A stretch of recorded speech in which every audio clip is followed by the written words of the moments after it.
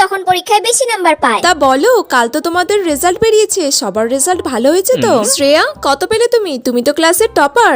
Ma'am 80 পেয়েছি। ও মা, 80 marks হয়েছে মাত্র, কেন 90 আপ হলো না?